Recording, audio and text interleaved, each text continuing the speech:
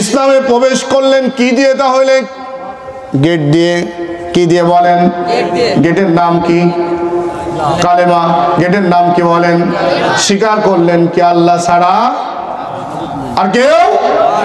আল্লাহ রাব্বুল আলামিন বললেন, গোলাম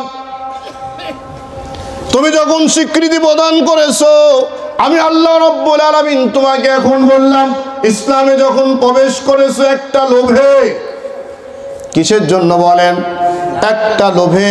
এই লোভটা হলো জান্নাতিন তাজরি মিন তাহতিহাল আনহার। ঠিক না বলেন? আল্লাহ রাব্বুল আলামিন বললেন, ও ইমানদারেরা শোনো, কালেমা নামক গেট দিয়ে যখন ইসলামে প্রবেশ করে ফেলেছ, ইসলামের মধ্যে পরিপূর্ণ ঢুকে যাও, আংশিক ঢুকো না। আংশিক মানে হলো কি? আপনি শুধু নামাজটাই পড়লেন, রোজাটাই করলেন, হজটাই করলেন, আপনার সুবিধা মতো কিছু ইসলাম মেনে চললেন। সুবিধাবাদ ইসলাম মেনে চলা মুসল্লি আছে না নাই? আছে না বলে? আমার ভাইরা, ইসলাম মেনে চলার সুবিধাবাদ মুসল্লি যারা, আল্লাহ রাব্বুল আলামিন জান্নাত দিবেন না ওই মানুষদেরকে টার্গেট করে বললেন, ও ইমানদারেরা শোনো। কারণ হলো আমরা তো ঈমান নিয়ে আসছি, ঈমান নিয়ে আসার পরে আল্লাহ আমাদের আবার ঈমানের কথা কেন বললেন? তার মানে হলো ঈমান দিয়ে আল্লাহর জান্নাতে যাওয়া মনে হয় সম্ভব হবে না। ঠিক না বলেন? আল্লাহ রাব্বুল আলামিন এমন ভাবে ঈমান আনতে বললেন, পরিপূর্ণ ইসলামে দাখিল হয়ে যাও। তার মানে হলো আপনাকে সোজা সরল পথ দিয়ে এমন ভাবে প্রবেশ করতে হবে, যেই পথ দিয়ে প্রবেশ করার পরে পিছনে যাওয়ার কোনো সুযোগ নাই। আল্লাহ রাব্বুল আলামিন কোরআনে কারীমের মধ্যে বললেন, ইহদিনাস সিরাতাল মুস্তাকিম। জান্নাতের পথটা হলো সঠিক সোজা সরল একটি পথ। এই সঠিক সোজা পথটি হলো এই কোরআন। সঠিক সোজা পথ কোনটা বলেন? কথা বলেন। আল্লাহ রাব্বুল আলামিন আপনাকে আমাকে সঠিক সোজা সরল পথ দিয়ে প্রবেশ করে কোথায় যেতে বললেন? কথা বলেন। আল্লাহ রাব্বুল আলামিন এখন ওই জান্নাতে যাওয়ার জন্য কিছু রীতিনীতি দিয়েছেন। দিয়েছেন কিনা বলেন? রীতিনীতি যেইগুলা দিলেন সেইগুলা হলো মানুষ রচিত যত মতবাদ রয়েছে সমস্ত মতবাদ গুলাকে মাটিতে মিশে দিয়ে এক আল্লাহর গোলামি বাদে মানুষের কোনো গোলামি করা যাবে না। কথা বলেন ঠিক কিনা? আমরা মানুষের গোলামি করি কিনা? করি। কথা বলেন, করি বলেন। আল্লাহ রাব্বুল আলামিন কেমন গোলামি আমরা করি দেখুন ভাইরা। বিশ্ব নবী জনাবে মুহাম্মদুর রাসূলুল্লাহ সাল্লাল্লাহু আলাইহি ওয়াসাল্লাম মক্কি জীবনে যখন অবস্থান করলেন, সমস্ত মানুষগুলাকে যখন এক আল্লাহর গোলামি করার জন্য দাওয়াত দেওয়া শুরু করলেন, সমস্ত মানুষদেরকে হেদায়েতের দিকে আনা শুরু করলেন। আমার মতো মৌলবী না, এনার মতো মৌলবী না, ছোটখাটো মৌলবী না, স্বয়ং বিশ্ব নবী জনাবে মুহাম্মদুর রাসূলুল্লাহ সাল্লাল্লাহু আলাইহি সাল্লাম এত কৌশলে দাওয়াত দেন, সুন্দর করে দাওয়াত দেন, যার চেহারা দিক তাকালে মানুষের খিদা পর্যন্ত নিবারণ হয়ে যায়। এই মানুষটা দাওয়াত দেয়, এই মানুষটা আহ্বান করে কথা বলে, কিন্তু এই মানুষটা এত চমৎকার কথা বলার পরেও এই মানুষটাকে নিয়ে তাচ্ছিল্য শুরু হলো, ষড়যন্ত্র শুরু হলো, নানান কায়দায় ষড়যন্ত্র করতে লাগলো। কারণটা কি? কারণ হলো একটাই, সেটা হলো বিশ্ব নবী দাওয়াত দেয় আল্লাহর দিকে আসার জন্য, আর ওই রাষ্ট্র পরিচালনা হতো ইবলিস শয়তান আবু জেহেলের নেতৃত্ব অনুযায়ী। কথা বলেন ঠিক কিনা? সারাটা দিন যা কিছু হোক না কেন, সব কথা যতই হোক না কেন, যতই দাওয়াত দিক না কেন, রাষ্ট্র আইন, রাষ্ট্র ক্ষমতা, রাষ্ট্র সিদ্ধান্ত একমাত্র শুধুমাত্র আবু জেহেল যা বলবে তাই। কথা বলেন ঠিক কিনা? সেই কারণে আল্লাহ রাব্বুল আলামিন বললেন, ইসলামে যদি প্রবেশ করতে হয় পরিপূর্ণ প্রবেশ করো এক আল্লাহ বাদে, এক আল্লাহর গোলামি বাদে, দাসত্ব বাদে। দুনিয়ার কোনো মানুষের গোলামি দাসত্ব তোমরা করতে পারবে না। আমরা কি করছি বলেন? করি, করছি। কথা বলেন, কথা বলেন। আমরা করছি দাসত্ব, আমরা দাসত্ব করছি আল্লাহকে বাদ দিয়ে। আমাদের অঙ্গ পতঙ্গে শিরা অপশিরার মধ্যে সব জায়গায় আমরা মিশে আছি। আছি না বলেন? আছি। আমার ভাইয়েরা, আমরা এখন মুসলমান হচ্ছি কয় প্রকার জানেন? আমাদের এই দেশে এই যে মুরগি আছে না, বলেন মুরগি, এই মুরগি হলো সচরাচরে 3 প্রকার। কত প্রকার বলেন? 3 প্রকার। এক প্রকার মুরগি হলো দেশি, দেশি মুরগি, একদম ফজরের নামাজের সময় মোরগ যেগুলা এমন আওয়াজ করে, আওয়াজের ঠেলায় ঘুম ভেঙে যায়। আছে না বলেন? এই মোরগটা যদি আপনি জবাই দেন, ও কি সহজে মরে? লাফায়, এমন লাফানো শুরু করে, লাফাতে লাফাতে মনে হয় যেন আবার তাজা হয়ে দৌড় দিবে। ঠিক না বলে? আরেকটা হলো সোনালী মুরগি, কোন রকম একটু লাফাই শেষ। ঠিক না বলেন? আর আরেকটা যেটা সচরাচরে আমাদের দেশে বেশি, ব্রয়লার। কি ব্রয়লার জবাই করলে কয়টা লাভ দেয়? কয়টা আসার মানে আছে বলেন? যেখানেই ব্রয়লার জবাই হলো ওখানেই ব্রেক। ঠিক না? কারেন্ট পিকআপ একদম ওখানেই ব্রেক। কারণটা কি? কারণ হলো একটা দেশি মুরগি, দেশি মোরগ চতুর্দিক দিয়ে সরে বেড়ায়, ফজরের নামাজ পড়ে ছেড়ে দেওয়া হয়, মাগরিবের নামাজের আগে কোঠার মধ্যে ঘরের মধ্যে উঠে সারাটা দিন খাওয়া দাওয়া করে, ঘোরাফেরা করে, মন যা চায় তাই খায়। আর চিন্তা হলো আমার কিন্তু মালিক রয়েছে, আমাকে যখন আক্রমণ করতে আসবে। মোরগের সবচাইতে ভয় বেশি হলো 2টা প্রাণী। কয়টা প্রাণী বলেন? একটা হলো বেজি, আর একটা হলো কি? শিয়াল। কিছুক্ষণ আগে ডাকতেছিল কিন্তু। বেজি এবং শিয়াল, এই 2টা হলো সবচাইতে ভয়।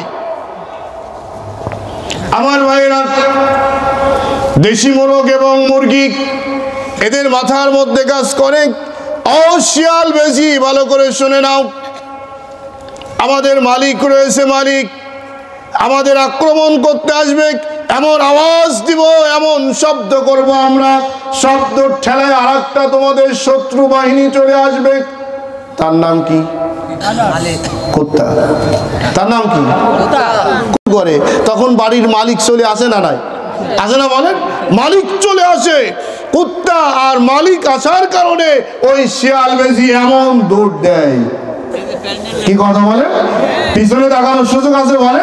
তার মানে মোরগ বলে, মোরগ এমন আওয়াজ দিয়ে বলে, মুরগি আওয়াজ দিয়ে বলে, আমার মালিক রয়েছে, আমাকে আক্রমণ করতে আসলে আমার মালিক বের হবে, তোমাদের এমন ধাওয়া করবে, তোমরা পালানোর জন্য কাঁটা গর্ত আর মাটি কোন দিক দিয়ে পালিয়ে চলে যাবে, তোমরা হুঁশ পাবে না। কথা বলেন ঠিক কিনা? আর সোনালী মুরগি, ওর কোনো বেল আছে বলে? কোন রকম। আর ব্রয়লার যেখানে পড়ে সেখানেই মরে, তাড়াও লাগে না, ধরাও লাগে না। এখন বলুন, এই 3 শ্রেণীর ইমানদার আমাদের মধ্যে আছে। একটা হলো পরিপূর্ণ ইহদিনাস সিরাতাল মুস্তাকিম, কোরআনের পক্ষে ইসলামের গেট দিয়ে প্রবেশ করে মজবুত ভাবে ধারণ করে কালেমার রশি গলায় লাগিয়ে আল্লাহর দ্বীনকে এই জমিনে প্রতিষ্ঠিত করার জন্য প্রস্তুতি নেয়। আছে না নাই বলেন? আরেকটা হলো মাঝে মাঝে জানাজা জুম্মা নামাজেই যায়। এরা হলো সোনালী মুরগির কোয়ালিটি। আর ব্রয়লার কোয়ালিটি যারা, তারা শুক্রবারও নাই, ঈদও নাই, কোনো কিছুই নাই, এমন মুসলমান আছে না নাই বলেন? এই মুসলমানগুলো হলো বিভিন্ন জায়গায় আলোচনার সময় এখানেও 2-1 থাকতে পারে, এখানেও থাকতে পারে, বলে আরে আমাদের বিরুদ্ধেই যায়, এই আলোচনা ছাড়া কিছু নাই, শুধুমাত্র আমাদের বিরুদ্ধেই চলে যায়। আসলে কি কোরআন কারো বিরুদ্ধে যায় বলে? আমরা সমস্ত মানুষ যদি ঈমান এনে থাকি, আমরা ঈমানদার। আল্লাহ রাব্বুল আলামিন বললেন, ইহদিনাস সিরাতাল মুস্তাকিম, ও ঈমানদারেরা, সোজা সঠিক সরল পথ দিয়ে আমি আল্লাহর জান্নাতে তোমরা চলে যাও। কথা বলে ঠিক কিনা? জান্নাতে যেতে চাই তো ইনশাআল্লাহ? আমার ভাইরা, ছোট্ট একটি বিষয় দেখুন, আল্লাহর জান্নাতে যদি যেতে হয়, আল্লাহর জান্নাতে যদি যেতে হয়, তাহলে একমাত্র শুধুমাত্র গোলামি হবে কার? দাসত্ব হবে কার? জীবনের সকল স্তরে আল্লাহ ব্যতীত যদি গোলামি মানুষের করে থাকেন, মানুষের গোলামি করে থাকেন, বিপদ আছে না নাই? কেমন বিপদ চিন্তা করুন আমার ভাইয়েরা। এই বাংলার জমিনের মধ্যে স্বাধীনতার পর থেকে 24 পর্যন্ত এমন এমন নেতা, এমন এমন কর্মী, এমন এমন ব্যক্তিরাও তৈরি হয়েছিল যারা হলো নিশ্চিত ছিল আমরা 41 সাল পর্যন্ত থাকবো। কথা বলেন ঠিক কিনা? এমন পর্যায়ে চলে গেল, কোরআনের কথা বললেই বিপদ, ইসলামের কথা বললেই বিপদ, কালেমার দাওয়াত দিলেই বিপদ। ঠিক কিনা কথা বলেন? এই মানুষগুলা ইসলামী আন্দোলনকে বন্ধ করার জন্য সিদ্ধান্ত যখন দিয়ে দিল, আল্লাহ রাব্বুল আলামিন বলল এমন পর্যায়ে আল্লাহ অসন্তুষ্ট হয়ে বলল বাংলার জমিন থেকে চিরতরে তোদের মুছে দিলাম। কথা বলেন ঠিক কিনা? এই অবস্থায় যদি আবার যদি কেউ ফিরে আসেন, আমি আপনি যারা বসে আছি বাংলার জমিন থেকে আমাদেরকেও থাবা দিয়ে আল্লাহ রাব্বুল আলামিন নিয়ে যেতে পারেন কিনা? পারে না? কথা বলে। আল্লাহ রাব্বুল আলামিন ঈমানদারদের বেশ কিছু দিক নির্দেশনা দিয়েছেন।